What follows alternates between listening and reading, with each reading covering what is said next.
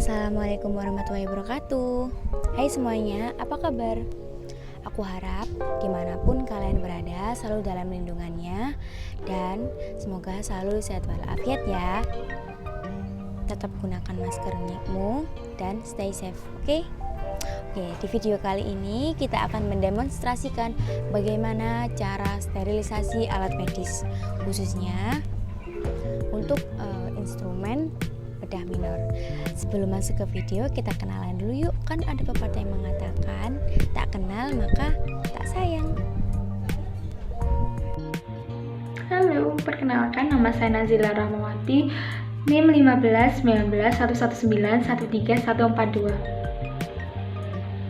Hai, perkenalkan aku Lutfina Mailani Putri, NIM 15191191313143. Hai, perkenalkan nama saya Putri Ayu Dulistari, NIM 151911913145. Nah, itu tadi adalah perkenalan singkat tentang kami. Langsung saja yuk, mari kita tonton.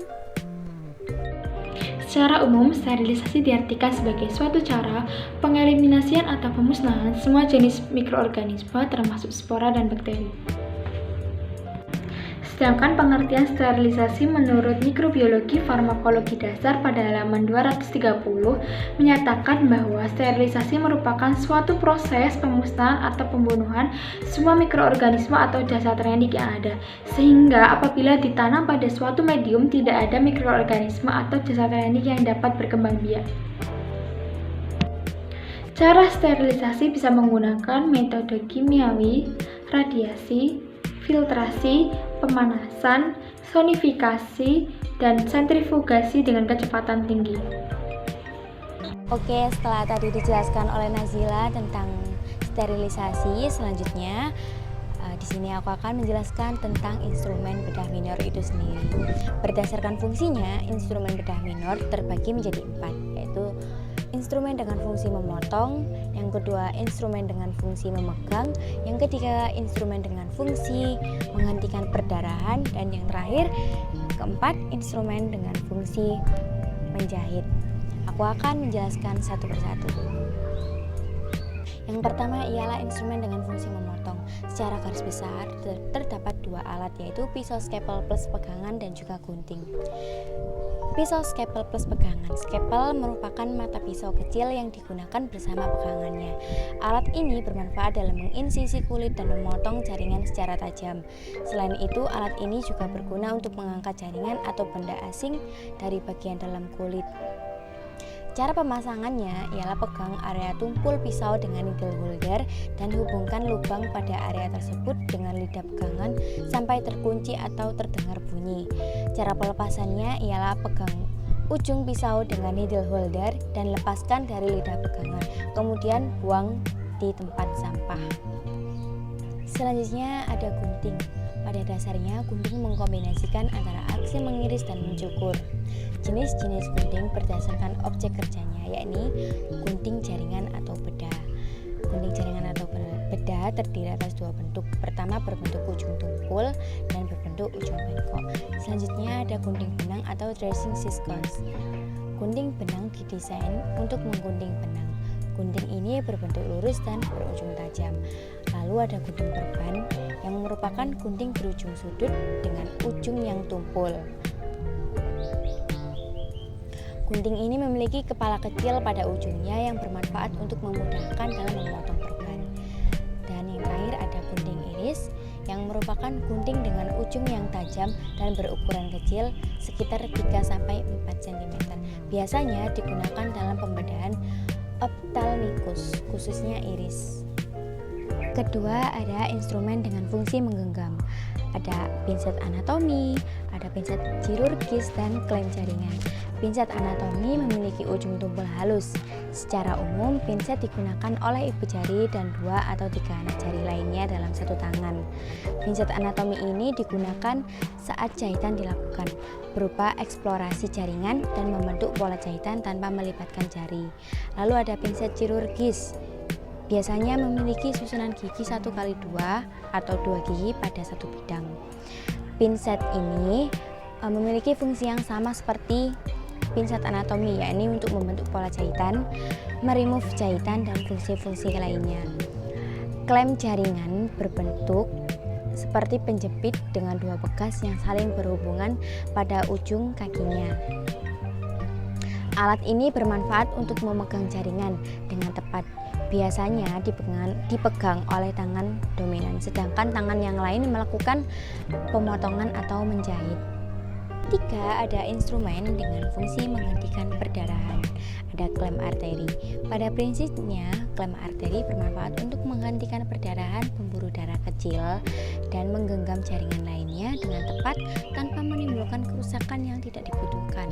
Secara umum, klem arteri dan needle holder memiliki bentuk yang sama. Perbedaannya pada struktur jepitan, di mana klem arteri struktur jepitannya berupa galur paralel pada permukaannya dan ukuran panjang pola jepitannya sampai handle agak lebih panjang dibanding needle holder. Alat ini juga tersedia dalam dua bentuk, yakni bentuk lurus dan bengkok atau mosquito.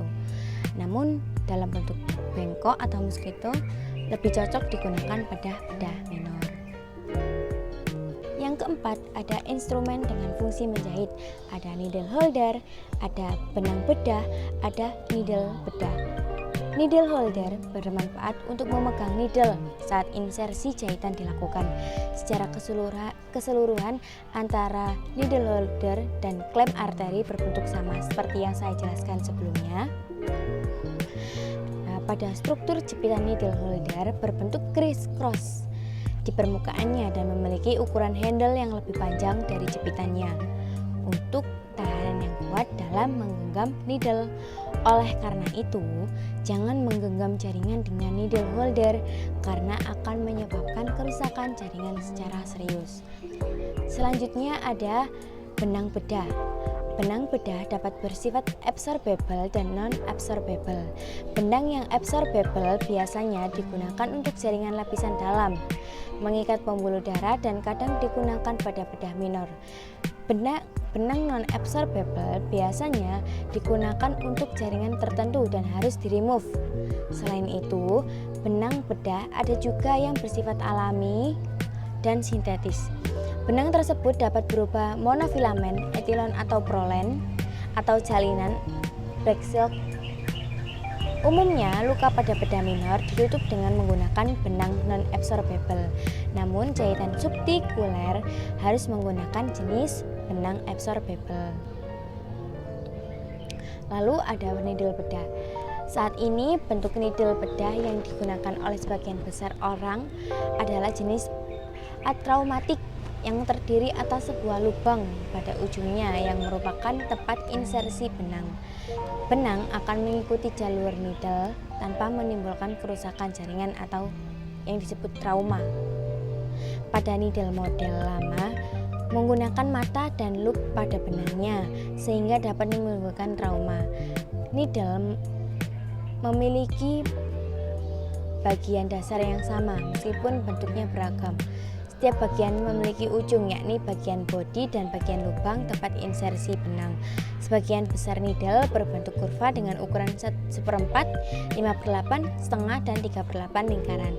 Hal ini menyebabkan needle memiliki ring untuk bertemu dengan jahitan lainnya yang dibutuhkan. Ada juga bentuk needle yang lurus, namun jarang digunakan pada bedah minor. Needle yang berbentuk setengah lingkaran datar digunakan untuk memudahkan penggunaannya dengan needle holder. Cara mensterilkan instrumen bedah minor dengan cara direbus, cuci tangan, dan mengenakan sarung tangan non-steril. Cuci instrumen untuk menghilangkan kotoran atau resiko materi tertinggal. Sediakan panci, isi air, dan taruh di atas api. Berikan terangsang atau lapisan agar instrumen bedah minor tidak langsung menyentuh dengan air. Rebus dalam suhu tinggi atau 1000 derajat Celcius dalam waktu 15-20 menit dengan kondisi panci tertutup. Pastikan selalu mengawasi proses sterilisasi ini agar tidak menguap habis sehingga akan merusak instrumen bedah minor. Nah, itu tadi penjelasan dari kelompok kami tentang sterilisasi bedah minor. Apabila ada salah kata dalam pengucapan, kami mohon maaf.